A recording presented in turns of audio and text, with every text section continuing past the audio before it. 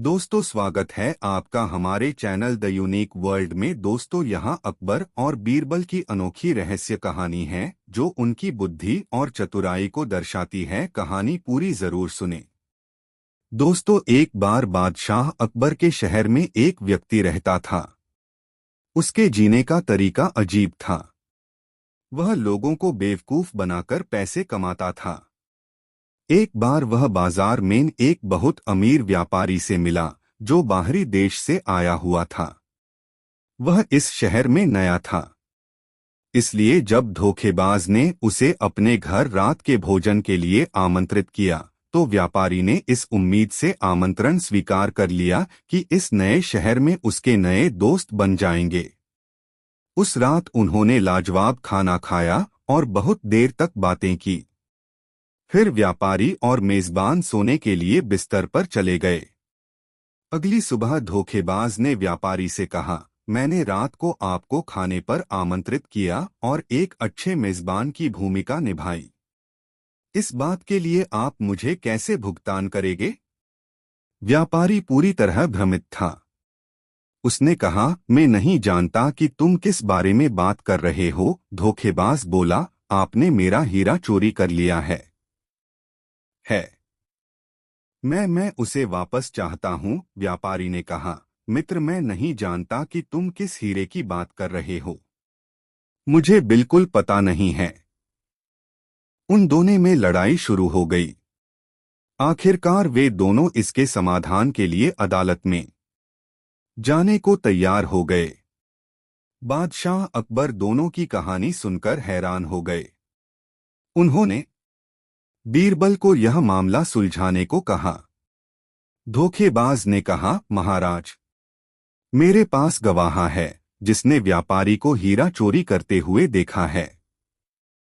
बीरबल ने कहा, अपने गवाहों को बुलाओ, मैं इस बारे में उनसे कुछ पूछना चाहूंगा। एक नाई और दर्जी धोखेबाज के गवाह थे। बीरबल ने दोनों को अलग अलग कमरों में बैठा दिया। फिर उन्होंने मिट्टी का ढेर देकर हीरे के आकार के रूप में करने को कहा। नाई ने अपने जीवन में कभी हीरा नहीं देखा था।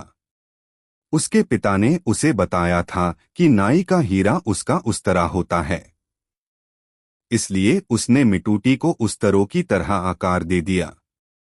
दर्जी की मां ने भी कहा था कि दर्जी का हीरा उसकी सुई होती है, इसलिए उसने मिटूटी को सुई की तरह आकार दे दिया। जब बीरबल ने देखा कि दोनों गवाहों ने क्या बनाया है तो वह बोला, जहांपना, इन दोनों में से किसी ने भी हीरा नहीं देखा है, तो कैसे इन दोनों ने व्यापारी को हीरा चोरी करते हुए देखा है? यह कहानी झूठी है। व्यापारी निर्दोष है।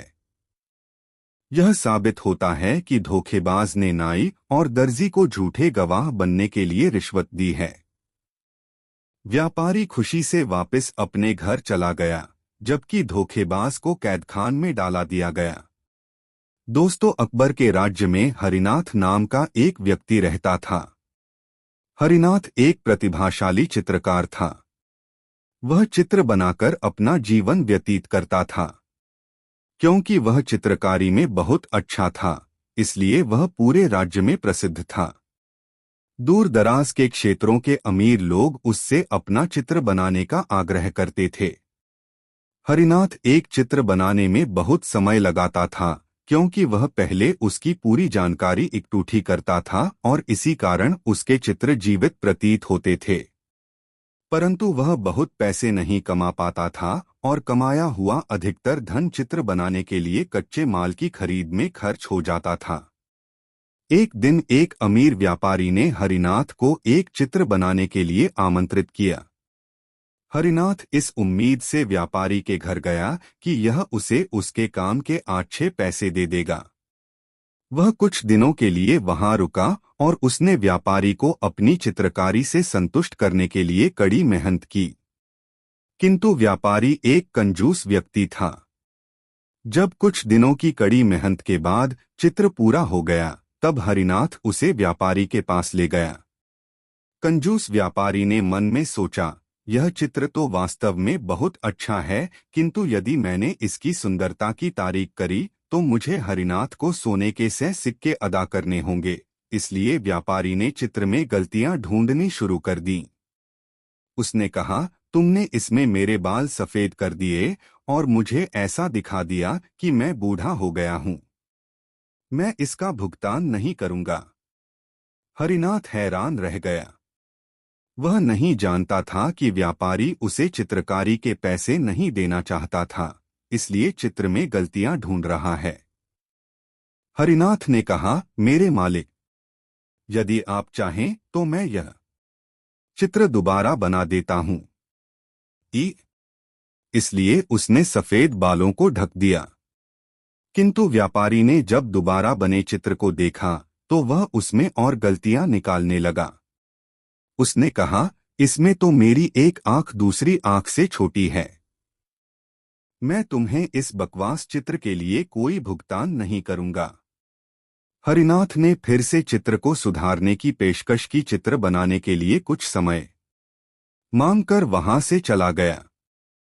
हर बार हरिनाथ व्यापारी के पास चित्र लेकर जाता, परंतु वह उसमें और गलतियां दिखाने लगता। अंत में जब हरिनाथ व्यापारी से थक गया तब वह बीरबल के पास सहायता मांगने गया। बीरबल ने हरिनाथ से कहा कि वह व्यापारी को बीरबल के घर आने के लिए निमंत्रण दे आए।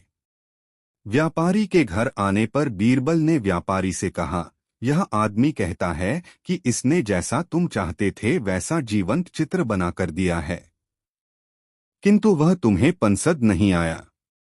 व्यापारी ने कहा, सही कहा मेरे प्रभु, यह चित्र कहीं से भी मेरे जैसा नहीं लगता। बीरबल ने हरिनाथ से कहा, ठीक है हरिनाथा, तुम इस आदमी का दूसरा चित्र बनाओ जैसे कि तुमको पसंद हो। फिर वह व्यापारी की ओर घूमा और बोला, कृपया आप कल आना और अपना चित्र प्राप्त कर लेना, किंतु आपको 1000 सोने के सिक्के अदा करने होंगे, क्योंकि मैंने देखा है कि हरिनाथ जब कोई चित्र बनाता है तो उसमें कोई लगती नहीं होती। व्यापारी ने सोचा, चित्रकार एक दिन में जो चित्र बनाएगा उसमें बहुत गलतियां होंगी। मुझे गलतियां ढूंढने में ज्यादा मेहनत नहीं करनी पड़ेंगी। अगले दिन जब वह व्यापारी आया तो बीरबल उसे एक कमरे में ले गया। कमरे में एक चित्र रखा था। वह कपड़े से ढका हुआ था। जब व्यापारी ने कपड़ा हटाया तो वह आश्चर्यचकित रह गया। यह एक चित्र नहीं बल्कि शीशा था। बीरबल ने कहा, यह बिल्कुल आपकी तरह है। मुझे उम्मीद है कि आपको इसमें कोई गलती नहीं मिलेगी। व्यापारी ने महसूस किया कि वह बीरबल से हार गया है। उसे चित्रकार को चित्र के 100 सोने के सिक्के के अलावा 1000 सोने के सिक्के शीशे के लिए भी देने पड़े। दोस्तों, वीडियो को एक लाइक जरूर करें। दोस्तों, अकबर का राज्य बहुत ही बड़ा था, इसलिए उसने शहर में लोगों की विभिन्न समस्याओं का समाधान करने के लिए अनेक न्यायाधीशों की नियुक्ति की। एक दिन एक औरत सोने के सिक्के के थैले के साथ एक न्यायाधीश के पास जाकर बोली, श्रमाना, यह मेरे जीवन की जमा पूंजी है। मैं तीर्थ यात्रा पर जा रही हूँ और अपने साथ यह मेरे जीवन की जमा पूंजी है। मैं तीर्थ यात्रा पर जा रही हूँ और अपने साथ इतना पैसा नहीं ले जा सकती। कृपया जब तक मैं वापस नहीं आती तब तक यह थैला आप अपने साथ सुरक्षित रख लें। न्यायाधीश ने थैला अपने पास रख लिया। महिला उसने विदा लेकर तीर्थ यात्रा पर चली गई। 1 महीने बाद महिला वापस लौटी, तब वह सीधे न्यायाधीश के पास गई और उसने थैला वापस ले लिया। किंतु जब वापस घर आकर उसने थैले की सील तोड़ी तो उसने देखा कि थैला पत्थरों से भरा हुआ था। उसका सोना गायब था। वह न्यायाधीश के पास गई और उसने बहस करने लगी। न्यायाधीश ने कहा, दुष्ट औरत, तुमने खुद थैले में पत्थर भरे थे और अब मुझे भुगतान करने को कह रही हो। औरत के पास कोई और रास्ता नहीं था। वह न्याय के लिए बादशाह की अदालत में गई। अकबर ने जब कहानी सुनी तो वह बहुत हैरान हुआ। न्यायाधीश एक पुराना और शक्तिशाली आदमी था। अकबर बिना गवाहों के उसे दंड नहीं दे सकता था। इसलिए उसने बीरबल को बुलाया और उसे सब कुछ बताया। बीरबल ने कुछ देर सोचा और फिर उसने अकबर से कहा, जहांपनाह, आज सोने से पहले आप अपने बिस्तर की चादर को देखना। मैं इस मामले को कल हल कर लूंगा। अगले दिन अकबर ने बीरबल को कहा, मैंने वैसा ही किया जैसा तुमने मुझसे कहा था। किंतु सुबह जब मैं सोकर उठा तो देखा कि चादर बिल्कुल नई तरह की दिखी। बीरबल मुस्कराया और बोला, जहांपनाह, मुझे कुछ समय दीजिए, मैं आपको अपने गवाह लाकर दूंगा। कुछ समय के बाद बीरबल एक बूढ़े दर्जी को पकड़कर लाया। दर्जी ने कहा, हाँ, मेरे मालिका पुराने न्यायाधीश ने एक थैला मुझे सिलाई करने के लिए दिया था। मुझे यह समझ नहीं आया कि उसे सीलने से पहले उसमें पत्थर डालने की क्या जरूरत थी। महिला ने थैला बाहर निकाला और दर्जी से पूछा, क्या वह यही थैला है? दर्जी ने हाँ में सिर हिलाया। अकबर ने न्यायाधीश को बुलाया और उसे पैसे वापस करने को कहा। फिर उसने न्यायाधीश को धोखाधड़ी करने के कारण 50 कोड़े मारने का आदेश दिया। अकबर ने बीरबल से पूछा कि उसे उस दर्जी के बारे में कैसे पता चला। बीरबल बोला, जहांपनाह, जब आपने कहा कि सुबह आपकी चादर पहले की तरह नई थी, तो मैंने आपके कमरे की सफाई करने वाली से चादर सिलने वाले दर्जी के बारे में पूछा, तो वह जाकर इसे ले आई। मुझे पता चला कि इस शहर में एक बूढ़ा दर्जी है जो सिलाई करता है और चीजों को पहले की तरह नई बना देता है। इसलिए मैंने अनुमान लगाया कि यह पैसों वाला थैला भी इसी ने सिला होगा जो न्यायाधीश ने पैसे निकालने के लिए फाड़ा था। यह कहानी सुनकर अकबर ने बीरबल की बुद्धि की बहुत प्रशंसा की। दोस्तों, एक बार आगर शहर में एक कसाई रहता था। वह एक ईमानदार व्यक्ति था जो न तो मिलावटी मांस बेचता था और न ही मांस का अधिक दाम लेता था। बेहतरीन मांस बेचने के कारण उसके शहर में बहुत सारे ग्राहक थे। शहर में हर किसी को उसकी दुकान के बारे में पता था और वे अपने परिवार व दोस्तों को भी उसकी दुकान की सिफारिश करते थे। त्योहारों के समय में उसकी दुकान में लोगों की भीड़ लगी रहती थी और वह कसाई पूरे दिन उनकी सेवा में व्यस्त रहता था। ऐसे ही एक दिन एक अनाज का व्यापारी कसाई की दुकान में आया। कसाई उस समय पैसे गिन रहा था। व्यापारी ने उसे 1 किलो मांस देने को कहा। कसाई ने अपना पैसों वाला थैला काउंटर पर रखा और मांस लेने के लिए भंडार घर में चला गया। परंतु जब वह वापस आया तो यह देखकर हैरान रह गया कि पैसों वाला थैला अब वहां नहीं था। कसाई ने बहुत गुस्से में कहा, श्रीमान, माफ करना, मुझे लगता है आपने मेरा थैला चुराया है। मैं उसे मांस लेने जाने से पहले मेज पर छोड़कर गया था। व्यापारी बोला, तुम्हारी हिम्मत कैसे हुई मुझे चोर कहने की? यह मेरे पैसों का थैला है, मैं दुकान से अपने साथ लाया था। कसाई ने कहा, मैं तुम पर कैसे विश्वास कर लूं कि तुमने मेज से मेरा थैला नहीं लिया है? व्यापारी ने उत्तर दिया, मैं तुम पर कैसे विश्वास कर लूं कि तुम मेज पर थैला छोड़कर गए थे? ये सब तुम इसलिए बता रहे हो ताकि मैं मजबूर होकर आओना थैला तुम्हें दे दूँ। कसाई और व्यापारी की लड़ाई बाहर तक आ गई। बहुत से लोग उनके चारों ओर इकट्ठे हो गए। आखिरकार किसी ने उन्हें बीरबल के पास जाने का सुझाव यह कहकर दिया कि उसके पास इस समस्या का हल मिल जाएगा। इसलिए व्यापारी और कसाई बीरबल के पास गए। बीरबल ने ध्यान से पैसे को जांचा परखा। फिर उसने व्यापारी से कहा, क्या तुम खून का व्यापार करते हो? व्यापारी हैरान था। उसने कहा, नहीं श्रीमान, मैं तो अनाज का व्यापार करता हूँ। मैं बहुत ज्यादा खून देखकर डर जाता हूँ और मुझे चक्कर आने लगते हैं। मैं इससे जितना ज्यादा हो सके दूर रहने की कोशिश करता हूँ। बीरबल मुस्कराया और उसने थैला कसाई के हाथों में रख दिया। बीरबल ने कहा, भेले पर खून के धब्बे हैं। कुछ सिक्कों पर भी खून के धब्बे लगे हुए हैं। अगर आपको खून से इतना ही डर लगता है तो यह बैंक आपका नहीं हो सकता है। व्यापारी को चोरी के लिए दंड दिया गया। कसाई ने बीरबल को धन्यवाद किया और खुशी खुशी अपनी दुकान की चल दिया। दोस्तों, वीडियो को एक लाइक जरूर करें। अकबर के 5 सवाल। दोस्तों, एक बार बीरबल की गैरहाजिरी में बादशाह अकबर ने अपने सभासदों से 5 सवाल पूछे। फूल किसका अच्छा, दूध किसका अच्छा, मिठास किसकी अच्छी, पत्ता किसका अच्छा, राजा कौन अच्छा। बादशाह के इन सवालों को सुनकर दरबारियों ने अपनी अपनी बुद्धि के अनुसार उत्तर दिए। किसी ने गुलाब तो किसी ने कमल का फूल अच्छा बताया। इसी तरह दूध के लिए भी हुआ। किसी ने गाय का तो किसी ने भैंस का दूध अच्छा बताया। किसी ने केले तो किसी ने नीम आदि के पत्ते को गुणकारी बताया। राजा कौन अच्छा है, इसका सभी ने एक स्वर में उत्तर दिया, बादशाह अकबर अच्छा है। बादशाह को उन लोगों की स्वामी भक्ति पर प्रसन्नता तो हुई, किंतु अपने सवालों का यथोचित उत्तर न पाने से संतोष नहीं हुआ। तभी बीरबल के आने पर वही सवाल बीरबल से पूछे गए।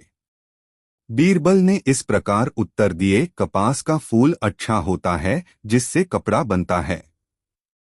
दूध अपनी माता का सबसे अच्छा होता है, इसी से शरीर बढ़ता है और पालन पोषण होता है। मिठास वाणी की अच्छी होती है।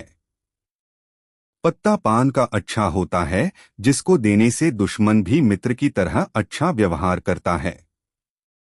राजाओं में इंद्र सर्वश्रेष्ठ हैं, क्योंकि उनकी आज्ञा से ही बादल पानी बरसाते हैं, जिससे संसार में खेती बाड़ी होती है। बीरबल का उत्तर सुनकर अकबर तथा अन्य दरबारी प्रसन्न हुए। शिक्षा, किसी चीज की उपयोग की क्षमता ही उसकी कुंजी है। अपनी सूझ को बढ़ाकर उसका उचित उपयोग आपको हर जगह सराहनीय बनाता है और मुश्किल परिस्थितियों को हल करने में सहायक भी होता है। दोस्तों, कहानी कैसी लगी कमेंट में जरूर बताएं। हर बात का जवाब नहीं। दोस्तों, अकबर के दरबार में बहुत से दरबारी थे। उनमें सुल्तान खां बहुत धूर्त था। जब भी मौका मिलता वह बादशाह के कान भरता रहता।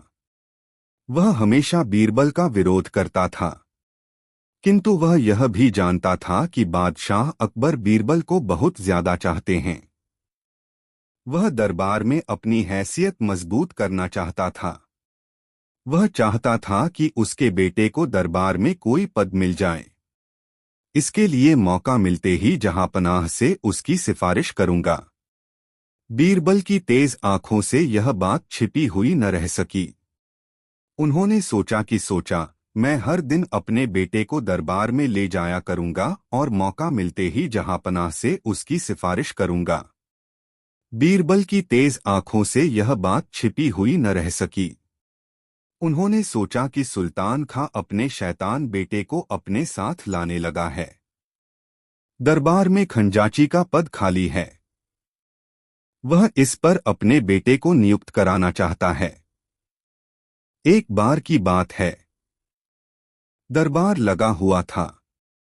तभी अकबर ने देखा कि सब लोग आ गए हैं। बीरबल अभी तक दरबार में नहीं आए हैं। उन्होंने पूछा, बीरबल कहाँ हैं? उनके पास खड़े हुए सेवक ने बताया, वे अभी तशरीफ नहीं लाए जहांपना। अकबर के चेहरे पर थोड़ी नाराजी दिखाई दी। सुल्तान खां ने बादशाह की ओर देखा और मन ही मन खुश हुआ। उसने अपने बेटे से कहा, बादशाह सलामत बीरबल से नाराज लग रहे हैं। यही मौका है अपनी बात कहने का। वह अपनी जगह से उठा और बादशाह से निवेदन किया, जहांपना, आजकल बीरबल दरबार के प्रति लापरवाह हो गए हैं। उन्हें दरबार के वक्त का पाबंद तो होना ही चाहिए। अकबर ने कहा, लगता है उन्हें सबक सिखाना पड़ेगा। सुल्तान खां ने उनकी हाँ में हाँ मिलाई और बोला, जी जहांपना। इस पर अकबर ने सुल्तान खां से कहा, सुल्तान खां तुम ही कोई तरीका बताओ। सुल्तान खां बोला, जी, आज आप उनकी कोई बात नहीं सुनिएगा। वे कुछ भी कहें उसका एक ही जवाब दीजिएगा, नहीं। बादशाह अकबर ने उसकी बात का समर्थन करते हुए कहा, ठीक है, उनकी हर बात के जवाब में मैं नहीं कहूंगा। अकबर ने मन में सोचा, यह बीरबल को फंसाने की नई चाल है। देखते हैं कि इस बार बीरबल अपना बचाव किस प्रकार करते हैं। कुछ देर बाद बीरबल, तुम्हें देर कैसे हो गई? बीरबल ने उत्तर दिया, जहांपना, मेरी पत्नी की तबीयत ठीक नहीं थी, इसलिए। अकबर बोले, हमें तुम्हारी बात का यकीन नहीं है। बीरबल समझ गए कि इसमें जरूर सुल्तान खां की कोई चाल है। फिर भी उन्होंने कहा, मैं सच कह रहा हूं, जहांपना, मैं माफी चाहता हूं।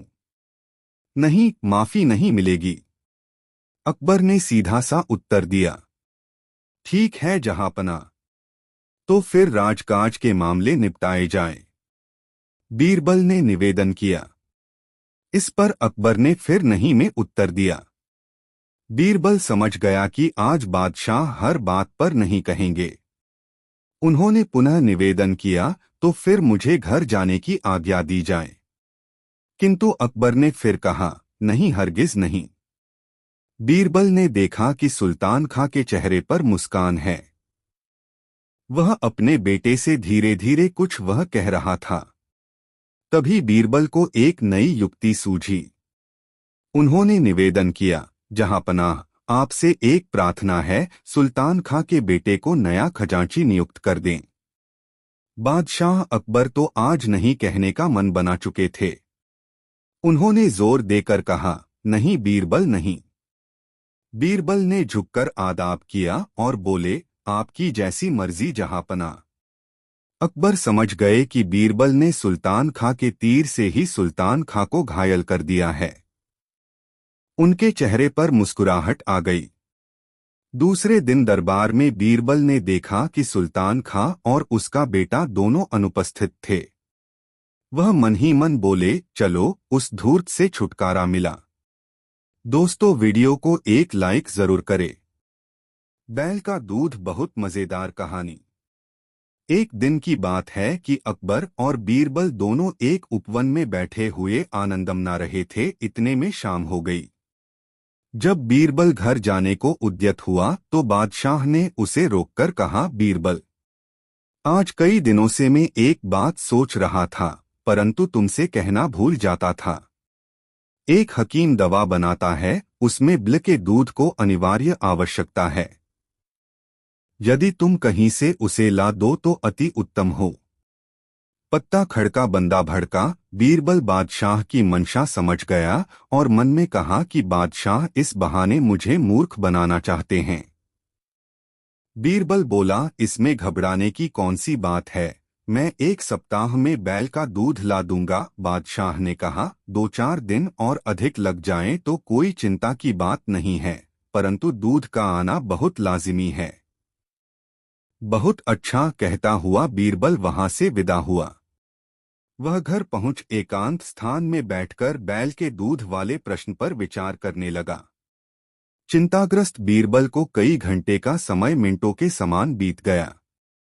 जब भोजन करने का समय हुआ तो नियमानुसार उसकी लड़की बुलाने आई। वह अपने पिता का चेहरा उतरा और विचारमग्न देखकर ठिठक गई। जब उसको खड़े कई मिनट व्यतीत हो गए और पिता का ध्यान न टूटा तो वह उद्विग्न होकर पिता से चिंता का कारण पूछा। यद्यपि यह बीरबल की बड़ी लड़की थी और वह इसकी बुद्धिमत्ता की कई बार परीक्षा भी ले चुका था, फिर भी ऐसे गूढ़ विषय में उसे सफलता मिलेगी ऐसी आशा स्वप्न में भी न थी। इसलिए कुछ समय तक उसकी बातों को अनसुनी कर टालमटोल करता रहा। पुत्री के पुनः पुनः अनुरोध करने पर उसे विवश होकर बादशाह का जटिल प्रश्न सुनाना पड़ा। कन्या बोली, पिताजी, यह कौन सी ऐसी कठिन बात है जिसके लिए आप ऐसे चिंताकुल हो रहे हैं? चलिए, भोजन का समय बीता जा रहा है। मैं उसका उत्तर 1 हफ्ते के भीतर ही बादशाह को पहुंचा दूंगी। लड़की के ऐसे उत्तर से बीरबल की चिंता घटी और शाह सकर भोजन करने गया। इस प्रकार जब 2 दिन व्यतीत हो गए तो बीरबल की लड़की ने एक नई तरकीब निकाली। वह ढूंढकर बहुतेरे पुराने वस्त्रों को घर से बाहर निकाल लाई और उनका एक गट्ठर तैयार किया। जब आधी रात का समय हुआ तो उस गट्ठर को सिर पर लादकर नदी तट पर जा पहुंचो और छियो छियो कर वस्त्र पछारने लगी। बादशाह का महल ठीक नदी तट पर बना हुआ था। अर्धरात्रि के समय नींद के प्रथम प्रहर में जब कपड़ा धोने की आवाज बादशाह के कान में पड़ी तो उसकी निद्रा भंग हो गई और पहरे वाले संतरी को पुकार कर बोला, देखो इतनी रात्रि में कौन धोबी कपड़ा छांट रहा है, उसे तुरंत पकड़कर मेरे पास लावो। पहरे वाला सिपाही हुक्म पाते ही कई अन्य सिपाहियों के साथ वहां पर जा पहुंचा जहां से कपड़े धोने की आवाज आ रही थी। वे सब बड़े हैरान और परेशान हुए क्योंकि देखते क्या हैं कि एक सिर से पैर तक अति सुंदरी युवती कपड़े पछाड़ रही है।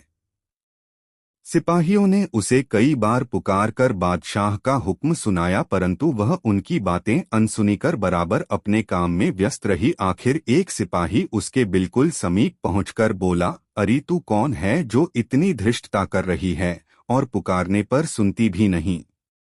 चल तुझे बादशाह ने बुलाया है। लड़की तो येनकेन प्रकारेण बादशाह के पास पहुंचना ही चाहती थी परंतु फिर भी अपना अभिप्राय छिपाकर बोली, आप लोग मुझे क्यों दुख देने पर उतारू हुए हैं, लो मैं अपने घर चली जाती हूँ। सिपाहियों ने कहा, खबरदार तुम्हारा भला इसी में है कि सीधे हम लोगों के साथ बादशाह के पास चलो।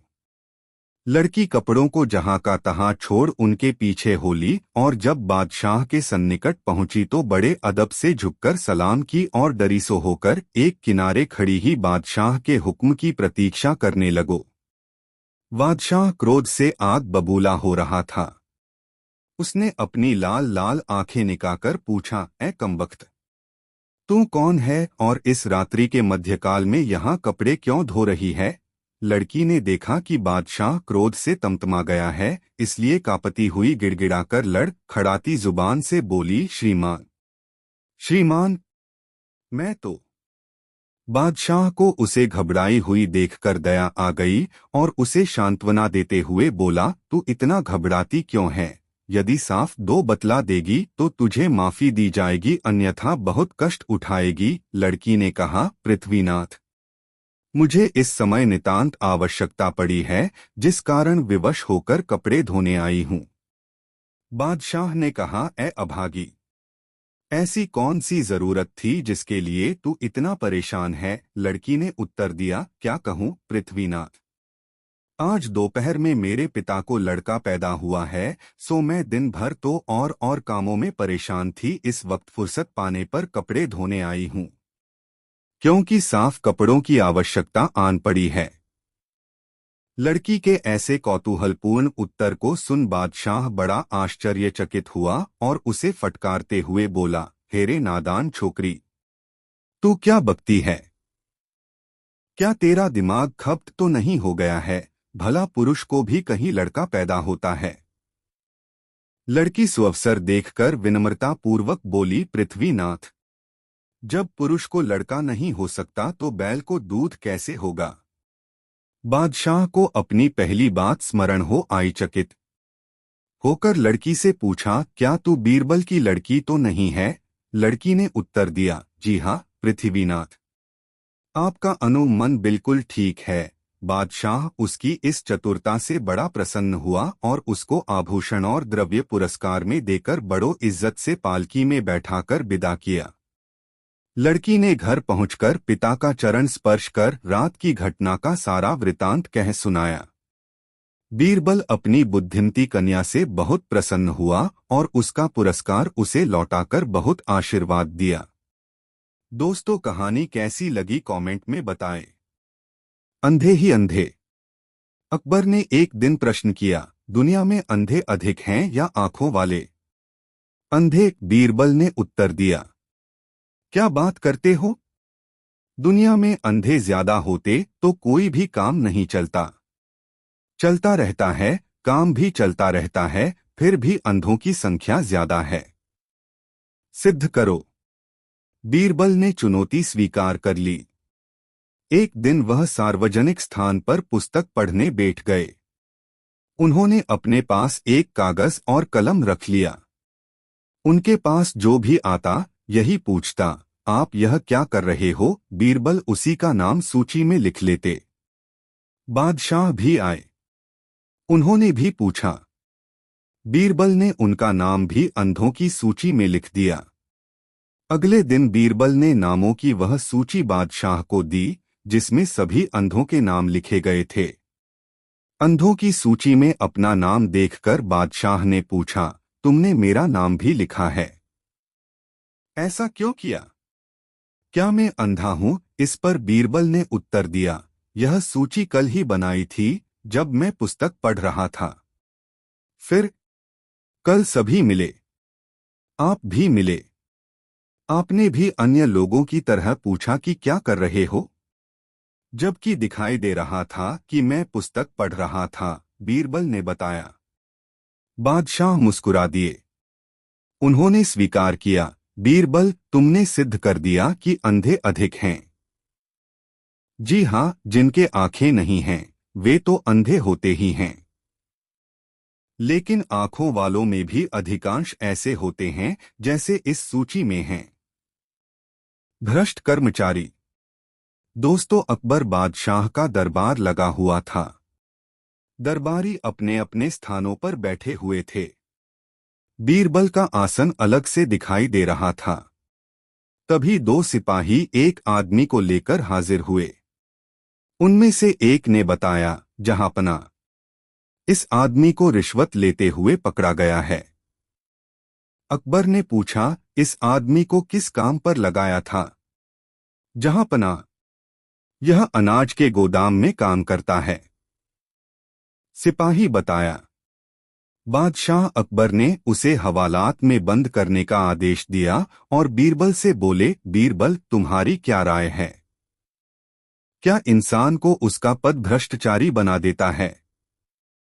बीरबल ने निवेदन किया, जहांपना, मैं ऐसा नहीं समझता। मेरा विचार है कि भ्रष्टाचारी इंसान चाहे किसी भी पद पर हो, वह रिश्वत लेने का रास्ता निकाल ही लेता है। तभी एक दरबारी ने खड़े होकर कहा, गुस्ताखी माफ हो जहांपना, मैं बीरबल की इस बात से सहमत नहीं हूं। ऐसे सैकड़ों काम हैं जहांपना, जिन्हें करते हुए रिश्वत लेना संभव नहीं है। बीरबल ने उस दरबारी से पूछा, पर एक आध नाम तो बताइए, वह कौन सा काम है?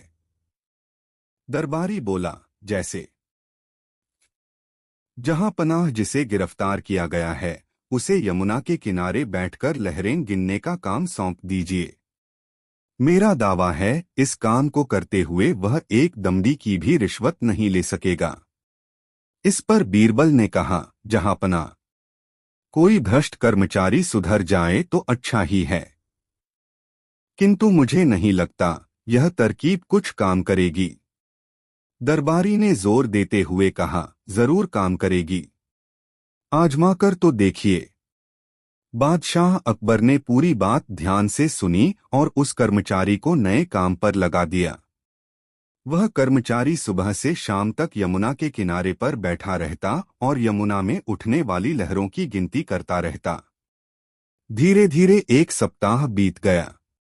एक दिन दरबारी ने बीरबल से पूछा, बीरबल, 7 दिन हो गए हैं, अब तक उस आदमी के बारे में कोई शिकायत नहीं मिली। बीरबल ने धीरे से हाँ कहा और चुप हो गए, किंतु उन्हें विश्वास नहीं था कि वह आदमी सुधर गया होगा। उन्होंने बादशाह से निवेदन किया, जहांपना, क्यों न वहां चलकर खुद देखा जाए? अकबर ने कहा, हाँ बीरबल, कल सुबह हम वहां खुद जाएंगे। दूसरे दिन बीरबल और बादशाह अकबर ने व्यापारी का वेश बनाया। उन्होंने एक नाव ली और यमुना के किनारे पर चल दिए।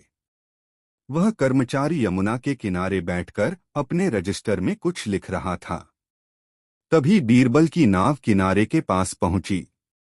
कर्मचारी वहीं से चिल्लाया, तुम लोग क्या कर रहे हो? व्यापारी बने हुए बीरबल ने कहा, भैया हम अपनी नाव चला रहे हैं। आपको कोई परेशानी हुई क्या?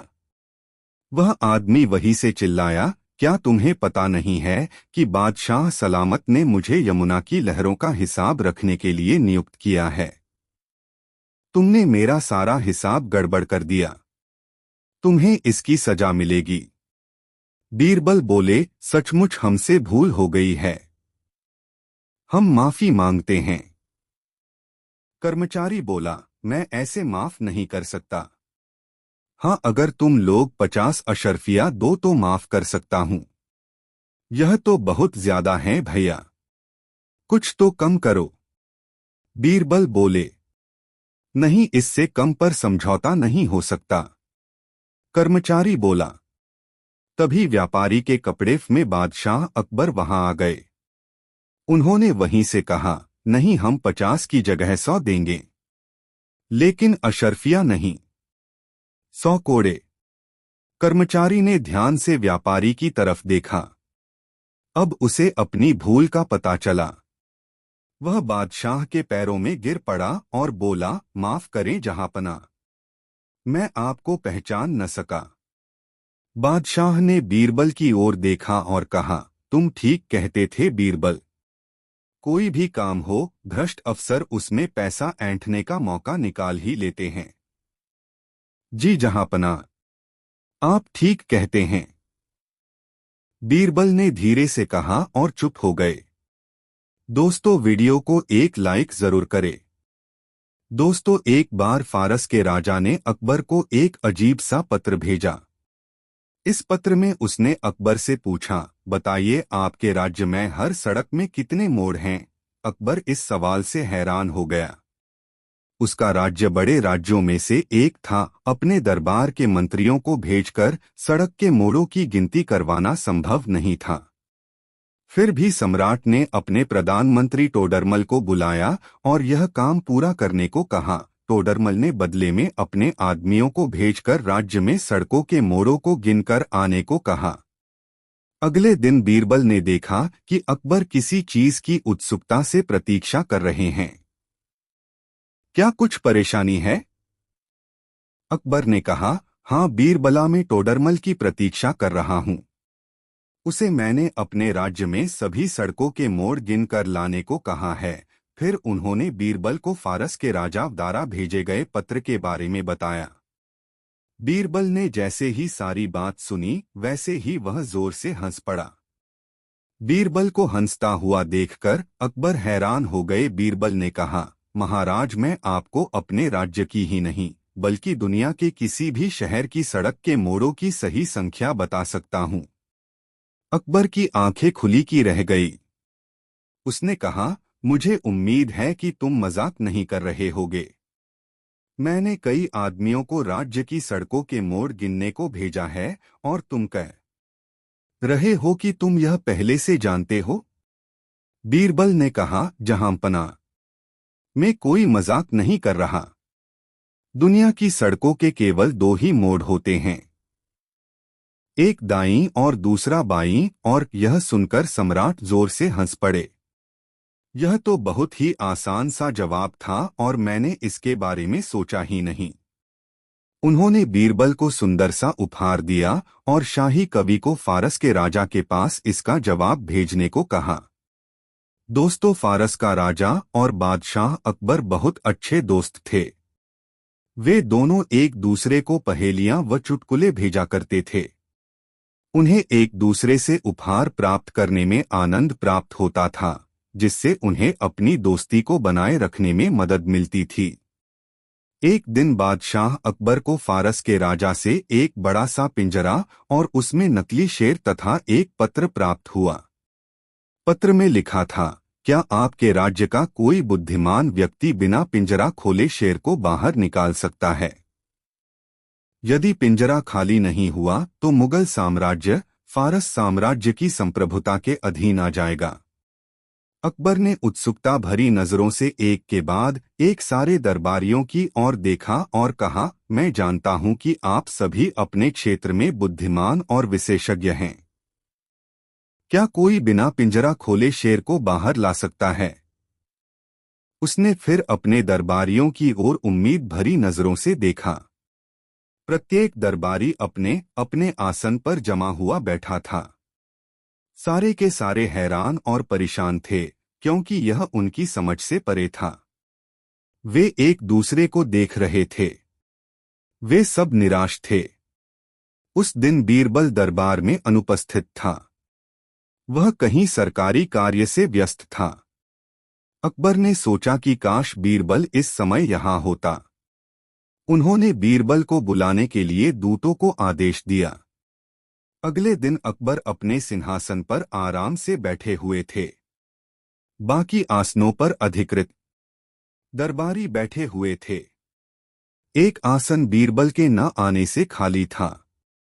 तभी बीरबल ने दरबार में प्रवेश किया। उसने झुककर बादशाह का अभिवादन किया और कहा, जहांपनाह, मैं आपकी सेवा में उपस्थित हूँ। मेरे लिए क्या आदेश है? अकबर ने संक्षेप में उसे पूरी बात बताई और फारस के राजा द्वारा भेजा गया पत्र उसके हाथ में रखा दिया। बीरबल ने पत्र पढ़ा और पिंजरे की ओर नजर डाली। बीरबल ने नौकर को बुलाया और एक लोहे की गर्म छड़ लाने को कहा। नौकर ने तुरंत ही आदेश का पालन किया। बीरबल ने लोहे की गर्म छड़ से शेर को छुआ। शेर उस जगह से थोड़ा सा पिघल गया। वह तब तक उसे छूता रहा जब तक पूरा शेर पिघल नहीं गया। फारस का दूत बीरबल की प्रतिभा से बहुत प्रभावित हुआ। अकबर ने बीरबल से पूछा, तुमने कैसे जान लिया कि यह शेर लाख का बना हुआ है? बीरबल ने उत्तर दिया, हुजूर, पत्र के अनुसार यह पिंजरा बिना खोले इसे खाली करना था। लेकिन यह नहीं कहा गया था कि शेर को बरकरार रखना है। मैंने बस यह सोचने की कोशिश की यह लाख का भी बना हो सकता है। फारस का दूत दरबारी अपने राज्य वापस चला आया और उसने बीरबल के बुद्धिमानी की एक और कहानी बताई। दोस्तों, अकबर बीरबल की यह कहानी कैसी लगी कमेंट में ज़रूर बताएं। ऐसी और नई मज़ेदार कहानी सुनने के लिए हमारे चैनल द यूनिक वर्ल्ड को सब्सक्राइब ज़रूर करें। वीडियो अपने मित्रों को ज़रूर शेयर करें। वीडियो देखने के लिए धन्यवाद।